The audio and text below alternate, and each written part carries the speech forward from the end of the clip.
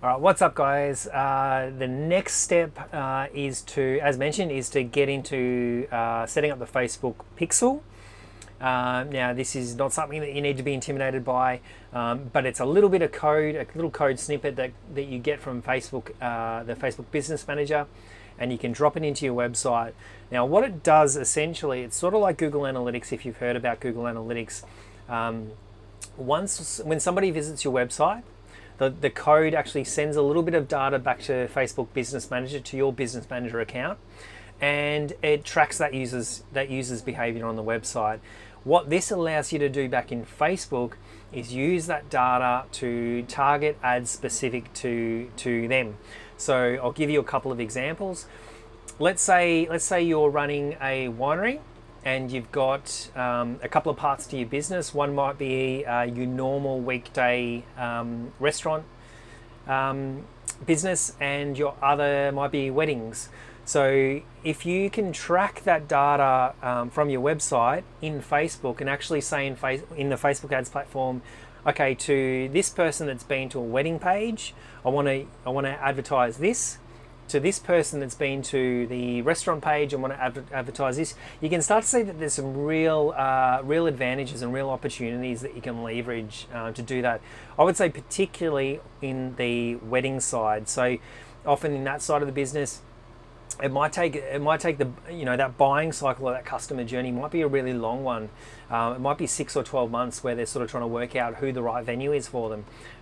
So if you can do that via the Facebook Pixel, is keep sort of popping up and maintaining relevance, or even more so popping an offer out there or something like that, then it gives you a chance to really stay at the front of mind for that buyer.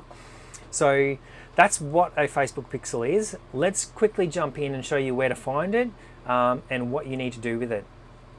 So we're back here in Facebook Ads Manager. In this top left-hand corner, we're going to go to Events Manager. If in a couple of months, and this happens, if in a couple of months this course is still up and it doesn't look quite the same, that's pretty normal for Facebook to change how this looks. Don't be intimidated. You're just going to be looking for an Events Manager button somewhere. So at the moment, it's up here in the top left-hand corner. Click that Events Manager. So you can see here we've got data sources. So this Geelong Winery Tours Pixel is already set up, and it's already set up as a data source. If you don't have a data source there or a pixel there, what you're going to want to do is set it up. So I'll stick a link in to do that. I reckon.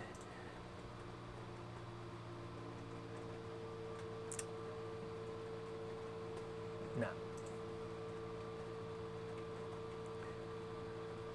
So if you don't see a data source there, it means you haven't set up your pixel yet. All you need to do is come over here and go add new data source, Facebook Pixel.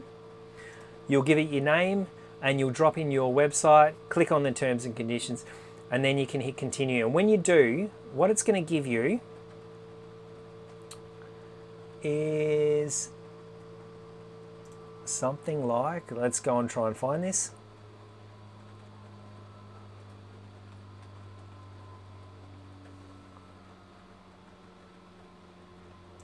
Here we go, install Pixel.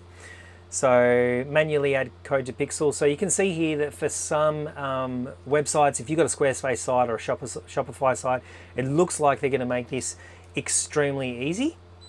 What we did was just grab the Facebook Pixel code that you can see there, copied it to the clipboard, and you're going to need to paste that in the head section of your website. So if you're not a developer, it doesn't have to be tricky. As I said, the Shopify, Squarespace, other WordPress, there's going to be plugins to do that. If you're working with a developer, it's literally a 60-second job for a developer to drop that into the head section of your website. If you're running something like WordPress, which is what Geelong Winery Tours is running, we've just used a plugin called Head and Footer Code. And inside that plugin, you can just paste that code, which looks like that. You paste that code, you hit save, and then once you've saved it, you can come back into your data sources refresh this and you'll see last received 13 minutes ago. So you can, as soon as yours is up and running and working, that's going to turn green and you're going to know you're starting to track data from your website. So that's how to install it. Now, how you actually use this, let's jump in and show you that quickly.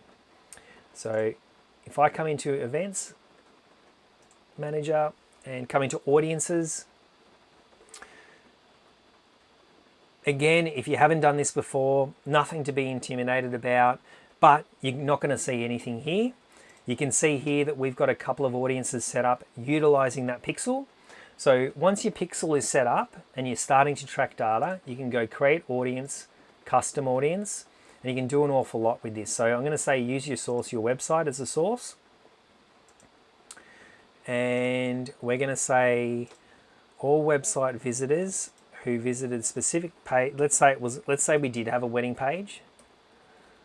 And let's say we could say who visited specific pages, any page that contains wedding in the past 180 days, and then we're going to name it wedding website visitors. Now this is completely irrelevant for Geelong Winery Tours. They're more likely to use something like group tours or hens. They would be different ones, but you can see how you can start to, this would be then group tour website visitors.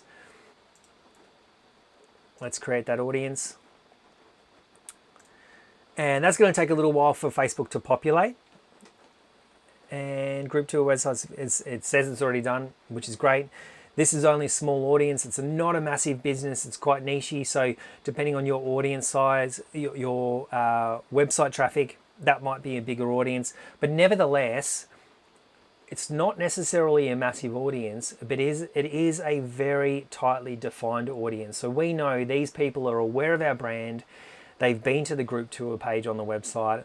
So we can specifically advertise group tours to them at any point in the future. So hopefully you can see that there's some serious value in that. We're not doing that today in today's ad setup, because I'm assuming most people won't have the pixel set up. It can be a completely different set of ads that we run through. But at least you know now that's how to get a Facebook pixel set up. That's how to utilize them and start setting up audiences. And the next step is to start setting up a few more ads under those different campaigns that we structured earlier. So let's start jumping in there and doing that.